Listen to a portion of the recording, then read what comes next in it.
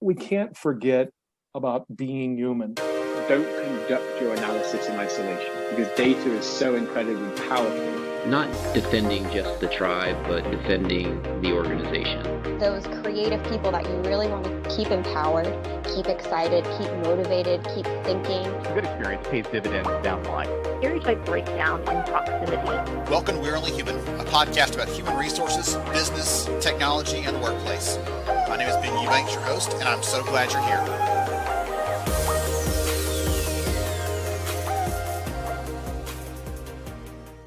Hey everyone, this is Ben Eubanks, host of We're Only Human, and I'm so glad to have you here for a discussion today. This year, this shift has pushed employers and pushed managers and pushed, individual employees to think about productivity in different ways. And for a long time, we just made assumptions that when someone shows up at the office, that they're getting the things done they need to. And suddenly, when people aren't showing up at an office anymore, it changes that conversation. And so today we're going to talk about new tools, new technologies that can help us to understand better about who's getting their work done, how to help them, what support they need, things like that. And I'm really excited to talk to Tom Moran in the discussion today. Tom, welcome to the show, sir. Thanks, Ben. It's a pleasure to be here and speaking with you this afternoon.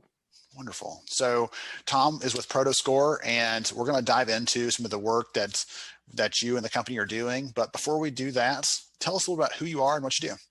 Yeah, thank you, Ben. My name is Tom Moran. I'm Chief Strategy Officer at Prodoscore. So I focus on developing, communicating, executing, and most importantly, sustaining initiatives for Prodoscore. And at the center of all those initiatives, at the epicenter, if you will, is people, because that's essential to our strategy. And it's fundamentally what we believe in executing. So that's what I do for Prodoscore, but what Prodoscore as a company is doing. We've come to market with a new category of technology that really is focused on the future of work that's been coming for a period of time and driving business value through what we consider to be productivity intelligence. We firmly believe in the power of AI for positive impact and transformation. But simply what we're doing is evaluating employee engagement within business operations across business sections.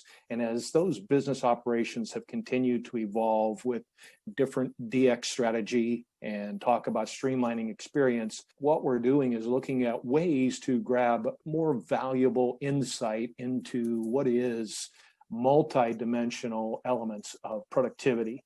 So how do organizations get in front of that? So that's fundamentally at a very high level. What we're doing is focusing on productivity intelligence, Ben. And when you're not working on productivity intelligence, focusing on Prodoscore, what does Tom like to do when he's not at work? Yeah, gosh, I have a personal passion for scuba diving, number one. I have had the privilege to enjoy that in various dives throughout the sections of the globe. I like woodworking. I see a beginning and an end to that. So as much as I'm passionate about technology, I fundamentally like manual things I can put my hands on and see a beginning, a middle, and an end to that. And knowing that details are important in both scuba diving for enjoyment and survival. And with woodworking, it's fundamentally important to the end result too. So I love details and things. And those are two pieces that I really enjoy that give me some balance outside of the technology world. Wonderful. That is so neat. I did not have the woodworking skill, unfortunately. My dad, I have three brothers, all of them got that where they can see something and just, like you were saying, you can visualize it and understand it and know what you have to do to make that thing come out. I'll call one of them and have them come do it because that is not the skill that I have. I have to call Tom, get you on my short list to call you next time I need some woodworking done. Wonderful. I highlighted this or alluded to this earlier as I was doing the intro, but companies have struggled for a long time with really understanding and quantifying productivity. I'd love for you to share from your perspective why you think that is, because you're having this conversation with employers every day. Why do you think we've always struggled to do that? Yeah, I think that a couple of things there. Number one, it's a natural inclination in leadership or management guidance to focus on outcomes. And those outcomes are very important. But at the same time, our thought is getting leading indicators on the table for more effective coaching and performance. So I think for a long time, particularly in an office environment, engagement was measured in a different way. Is someone here at a certain hour that they should be here? Are they doing things in a meeting that I've asked them to do? As much as that might work in a historic environment, regardless of the shift to a distributed workforce, engagement has changed. Collaboration, the way people collaborate has changed. And as much as the shift towards distributed work has impacted employees and they've changed, management has to get in front of that as well and think about different ways to lead. And I can think of so many conversations where C-level executives have not been in the position to say, gosh, how do I lead a workforce that is 100% distributed now? I can no longer walk from my office down throughout the building and visit with development, visit with finance, visit with operations. I have to do that in different ways. And how can I do that effectively? That's number one. The second piece, Ben, is when the shift happened, I think a lot of people look towards using those same leadership methods that they used, in an in-office environment and trying to apply those same things to a distributed workforce. And I think that they met with resistance in some cases and failure to really adapt the way they needed to. And it's really about having information. And is that information being able to visually see someone in their office at their cubicle working? Or is that information, does it manifest as meaningful data, useful data that gives leading indicators about how I'm engaged, the ways that I'm engaging, and how I'm ultimately going to deliver those outcomes? So I think that companies have struggled because they haven't really, you look at two types of executives. Number one, those that have been digitally determined and maybe a bit in front of the digital transformation strategy prior to COVID, and those that were more digitally distraught for different reasons, hesitance about making the shift, hesitance about the value of the interdependency of technology and humans, and how do I do that in a meaningful way? So there's some complexity there, no doubt, but I think fundamentally management has to shift the way they lead, and that's what we're trying to get in front of, is providing that meaningful data and presenting it in a way that it helps to empower management and at the same time provide opportunities, real opportunities for growth for employees within organizations, high performance growth. I love that. There's one of the phrases, my go-to phrases this year has been, work's the thing you do, not a place you go. Right? And that's the world that you eat and sleep and breathe. And you understand that deeply. For some people, though, that's a revelation. Yeah. They've never stopped to think about it from that perspective.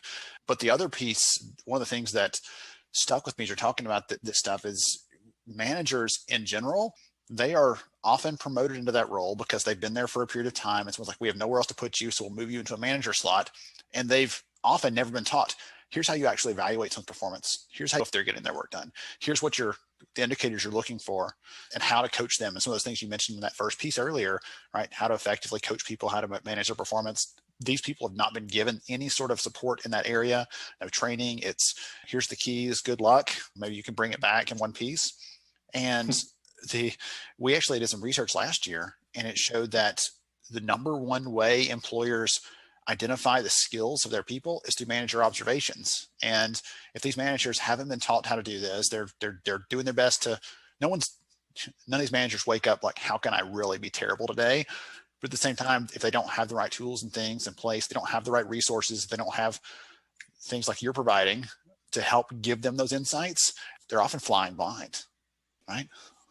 Yeah, when you talk about observation, is it physically seeing, or is that observation? Is it visibility, the right kind of visibility? Because look, data is not going to replace skill, judgment, and ability. Data can be a supplement to that, a healthy supplement to that. But should there always be a balance of emotion in logic, in leadership, in managing people, and people executing? There's an art and the science to it. The data takes care of the science part. The human element is more the artful side of execution. And then when you talk about leading people, fundamentally, Prodoscore is so passionate about what opportunity this brings for positive transformation in organizations. The objectivity we bring to the table has to be balanced with good empathy for the people. And you're so spot on when you talk about encouraging managers, empowering them in the right way to create that visibility. And that visibility isn't introspective to the point of saying, what's Tom doing every moment of the day? But what are those behaviors that he's doing? What are those quantitative and qualitative things that he's delivering that are going to, ultimately end up with the right outcomes for the company that he's working for?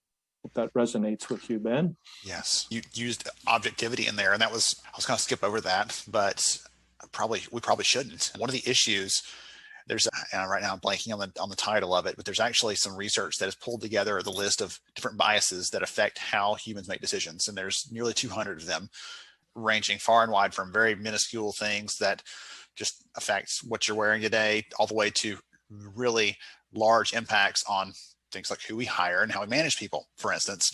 And the issue with, like you were saying, if it's just someone looking at someone else, we automatically, like it or not, have some sort of bias in that. And that might flavor how we perceive someone's performance, perceive how they're getting their work done or not.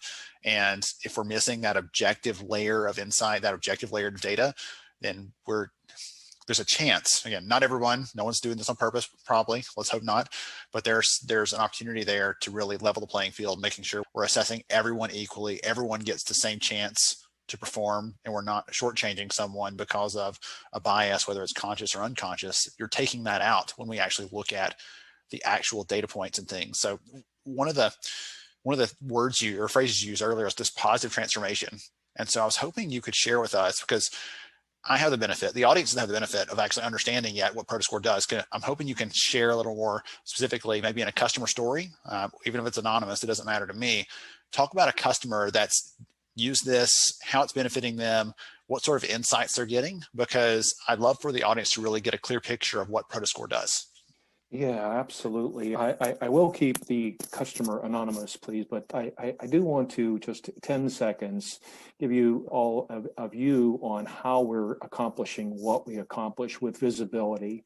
We're gathering data from cloud-based applications that are being utilized by the knowledge-based workforce on a day-to-day basis.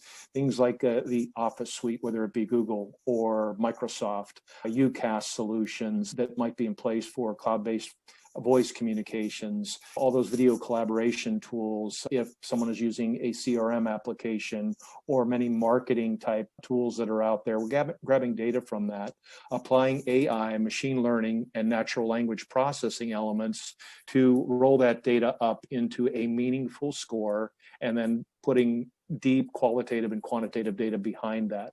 So what are customers doing with this? Let me give you an example of one technology company that has been engaged with Prodoscore for a period of time, and a couple of things that they initially were looking for and what they ultimately found. Number one, they were looking for ways to measure engagement. And measuring engagement sometimes means, hey, are my employees set in, do they have a clear understanding of what the objectives are, and how are they going about accomplishing that? So rather than waiting to the end of a period, whether that period be a week, a quarter, a year, whether it be at the end of a project cycle or throughout the project cycle, how do I get meaningful information? And what this organization found through different data points that we provided is deep engagement throughout their organization. Did they have employees at risk of attrition for not performing? Yes. Quite frankly, the bigger challenge that they saw was that people were, let's say, on the verge of burning out. And since we measure productivity and what people are delivering throughout a 24-hour period, really, of the day, we can see when someone engages, when they pause, and when they continue engaging. So we're mapping quantitative, qualitative, and behavioral elements of the workday. And I can remember distinctly the CEO communicating to us about the fact that he was very concerned about his CFO, because he uses the application, and his CFO, all of his senior executive team does as well. And he saw the high levels of overengagement, if you will, with his CFO. And the conversation went more to the fact, are there things that can be delegated? Do we need to add resources? In other words, encouraging that important element of digital health. And along with digital health, there comes times in the day where you need the detox, if you will. You need the digital detox. And I say that with a smile because you hit that 12th, 13th hour. How effective are you? Are you engaged? Yeah, you are. But can it be detrimental? Yes, it can. So not only did we get information to the organization about those that needed to be coached for higher levels of performance, we had opportunities to provide guidance, even at a senior level within the organization, of maybe ways to trim back for more healthy engagement. There are elements of sentiment analysis that we do. So with respect to discussion points, whether it be through e-communications, whether it's through video collaboration or voice communications, what's the tone and tenor of the messaging? And that's a behavioral element, if you will. There's collaboration evaluation with natural language processing. So we're looking at keywords that are communicated, and for the maximum effectiveness, what are some of those outbound messaging points that an organization should be using, whether they're engaging from the standpoint of support or new business development, or measuring that. Most importantly, I think for this organization, it goes back to the objectivity piece. And that was when we shined the light, if you will, we shined it equally across all levels in that company. And again, it was C-level executives, mid-level managers, on down through the organization and up through the organization. So they were able to evaluate not only individual performance, there was peer-to-peer elements, which curiously led to some healthy competition. And I do want to underline healthy competition.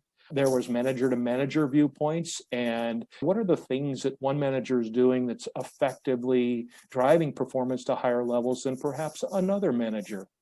And executive to manager, if I have, in other words, an opportunity with Prodoscore to evaluate not only what I'm doing as a manager, but how effective my team is doing under my guidance. Do I report to someone? Absolutely. And do I have an opportunity to improve if my subordinates, if you will, or those that are reporting to me, working alongside me, their scores aren't where they need to be, or their performance isn't where they need to be? So when you look at the organizational impact, the light creates transparency, and we encourage that transparency because we operate then in a way that's not intrusive, it's not disruptive to workflow, and most importantly, it's not complicated to understand and to utilize. So the organization that I'm talking about in particular was able to really, across the entire enterprise, get a whole different understanding of digital transformation for themselves, because we sit right at think of it as being right at the hub of the digital transformation strategy. All the cloud tools that distributed workforce is using, again, voice communications, email communications, video collaboration, if I'm using a CRM tool, all of those tools, having all that information vectored in one dashboard so everybody gets a clean look. And the data is not disparate. It's not in different places. It's all in one simple place. And that's what we've accomplished for this company. And it's been amazing to see the impact on their performance. And most importantly, we measure not only renewals of contracts, but also the additional employees that are added on to licensing. And we get into organizations, and let's say they initially do 50 or 75 employees, and then all of a sudden they do 150, and then ultimately their entire enterprise. That's meaningful because it tells us that we're doing the right things and encouraging healthy behavior and empowering the organization in the right way, not with sticks, not with carrots, but with useful information that provides opportunities for growth, because that's what people want. Nobody wants to be a bad employee. Nobody wants to be a bad manager or leader. Actually had that.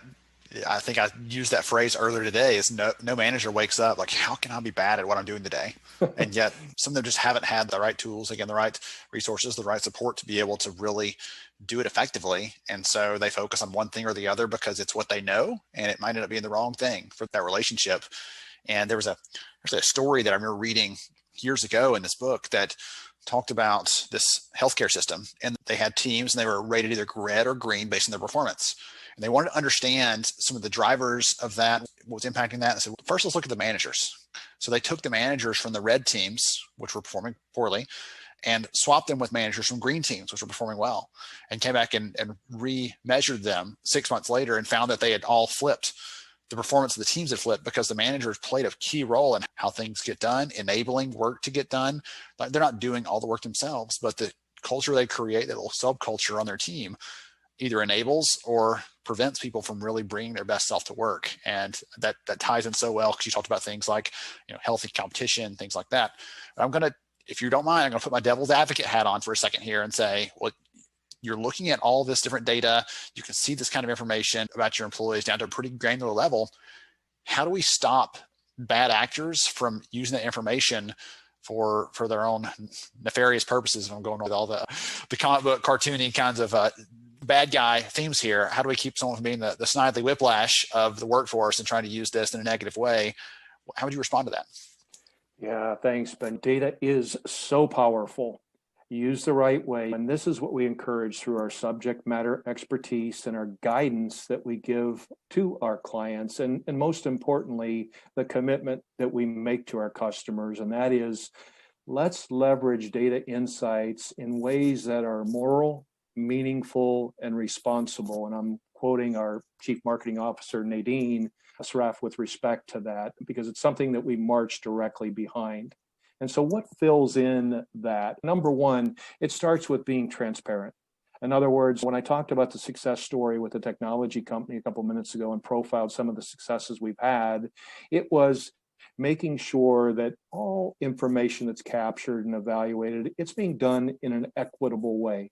And most importantly, in a way that enables the organization, enables managers, enables employees, that really drive people to higher levels of outcomes that everybody wants to deliver.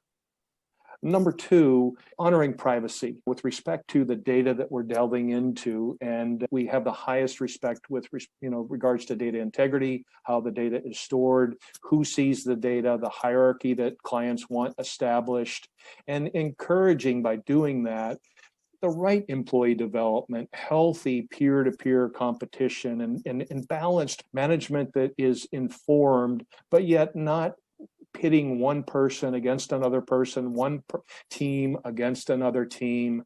We can't forget about being human. I love and I live and breathe every day this technology world, and I believe so much in about what we're doing to help organizations. There's a tremendous opportunity with interdependency, really meaningful engagement of technology with humans in the workforce. And everyone loves streamlining the experience for employees.